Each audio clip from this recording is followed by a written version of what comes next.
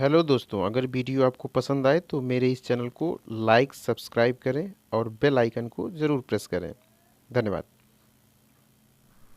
Michael Jackson 150 साल जीना चाहता था। किसी के साथ हाथ मिलाने से पहले दस्ताने पहनता था, लोगों के बीच में जाने से पहले मुंह पर मास्क लगाता था। उसकी देखरेख करने के लिए उसने अपने घर पर लगभग 12 डॉक्टर नियुक्त किए हुए थे, जो उसके सर के बाल से लेकर पांव के नाखून तक की जांच दिन प्रतिदिन किया करते थे। उसका खाना लेबोरेटरी में चेक होने के बाद उसे खिलाया जाता था। उसको व्यायाम कराने के लिए 15 लोगों को रखा हुआ था।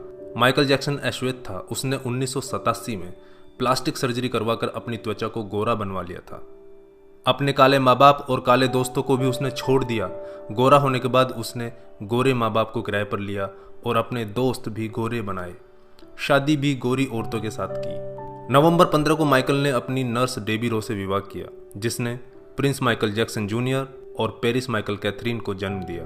वो 150 साल तक जीने के लक्ष्य को लेकर चल रहा था। हमेशा ऑक्सीजन वाले बेड पर सोता था। उसने अपने लिए अंगदान करने वाले डोनर भी तैयार कर रखे थे, जिन्हें वह खर्चा देता था, ताकि समय आने पर उसे किडनी, फेफड़े, आंखें, किसी भी शरीर के अंग की जरूरत पड़े तो वह उनको आकर दे दें। उसको लगता था कि पैसे और अपने रसूख के बदौलत मौत को भी चकमा दे सकता है, लेकिन वह गलत साबित हुआ। 25 जून 2009 को उसके दिल की धड़कन रुकने लगी। उसके घर पर 12 डॉक्टर्स की मौजूदगी में हालत काबू में नहीं आई।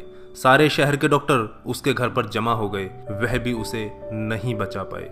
उसने 25 साल तक बिना डॉक्टर से पूछे कुछ नहीं खाया था। अंत समय में उसकी हालत बहुत खराब हो गई थी। 50 साल तक आते आते वह पतन के करीब पहुंच गया था और जून 25, 2009 को वह इस दुनिया से चला गया। जिसने अपने लिए 150 साल जीने के इंतजाम कर रखे थे, उसका इंतजाम धरा का धरा रह गया दोस्तों। जब उसकी बॉडी को पोस्टमार्टम हुआ तो डॉक्टर ने बताया कि उसका शरीर हड्डियों का ढांचा बन चुका था। उसका सिर गंजा था, उसकी पसलियां, कंधे, हड्डियां टूट चुके थे। उसके शरीर पर अनगिनत सुई के निशान थे। प्लास्टिक सर्जरी के कारण होने वाले दर्द से छुटकारा पाने के लिए एंटीबायोटिक वाले दर्जनों इंजेक्शन उसे दिन में लेने पड़ते थे। माइकल जैक्सन की अंतिम यात्रा को लगभग 2.5 अरब लोगों ने लाइव देखा था। यह अब तक की सबसे ज्यादा देखी जाने वाली लाइव ब्रॉडकास्ट है। माइकल जैक्सन की मृत्यु के दिन यानी 25 जून 2009 को 3:15 पर विकिपीडिया, ट्विटर और इंस्टा मैसेंजर सभी क्रैश हो गए थे। उसकी मौत की खबर का पता चलते ही गूगल पर 8 लाख लोगों ने माइकल जैक्सन को सर्च किया। ज़्यादा सर्च होने के कारण गूगल पर सबसे बड़ा ट्रैफिक जाम हुआ था और गूगल क्रैश हो गया था। 2.5 घंटे तक गूगल काम नहीं कर पाया था। मौत को चकमा देने की सोच रखने वाले हमेशा मौत से चकमा खा जाते हैं दोस्तों। कुल मिलाकर सार यही है कि बनावटी दुनिया के बनावटी लोग कुदरती मौत की बजाय बनावटी मौत ही मरते हैं। क्यों करते हो गुरूर अपने 4 दिन के ठाठ पर? मुट्ठी भी खाली रहेगी जब पहुंचोगे घाट पर। क्या हम builders, interior designers, caterers, decorators के लिए कमा रहे हैं दोस्तों? हम बड़े बड़े कीमती मकानों और बेहद खर्चीली शादियों से किसे इंप्रेस करना चाहते हैं? क्या आपको याद है कि 2 दिन पहले किसी की शादी में आपने क्या खाया था? जीवन के प्रारंभिक वर्षों में क्यों हम पशुओं की तरह काम करते रहते हैं और काम में जुटे रहते हैं? कितनी पीढ़ियों के खान पान और लालन पालन की व्यवस्था हम करना चाहते हैं? हम में से अधिकांश लोगों के 2 बच्चे हैं, बहुत का तो सिर्फ 1 ही बच्चा है। हमारी जरूरत कितनी है और हम कितना पाना चाहते हैं, इसके बारे में जरा सोचिए।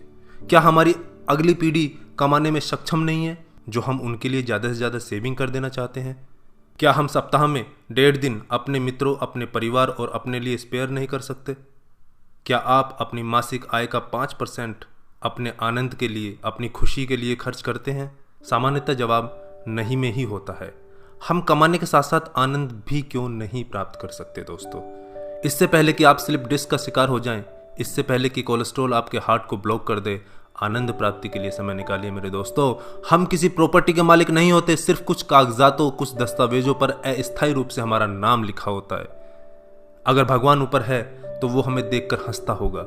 वो सोचता होगा कि हम कैसी कैसी बातें करते हैं जब हम कहते हैं कि मैं इस जमीन के टुकड़े का मालिक हूं। किसी के भी बारे में उसके शानदार कपड़े और बढ़िया कार देखकर राय कायम मत कीजिए। हमारे महान गणित और विज्ञान के शिक्षक स्कूटर पर ही आया जाया करते थे।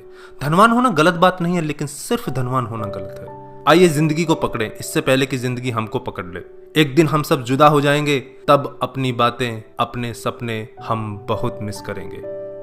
दिन महीने साल गुजर जाएंगे, शायद कभी कोई संपर्क नहीं रहेगा। एक रोज हमारी बहुत पुरानी तस्वीर देखकर हमारे बच्चे हमसे पूछेंगे कि तस्वीर में ये दूसरे लोग कौन हैं। तब हम मुस्कुराकर अपने अदरस आंसुओं के साथ बड़े फक्र से कहेंगे, ये वो लोग हैं जिनके साथ मैंने अपने जीवन के बेहतरीन दिन गुजारे थे। मेरे दोस्तों, जीना सीखिए। धन्यवाद। जय हिंद।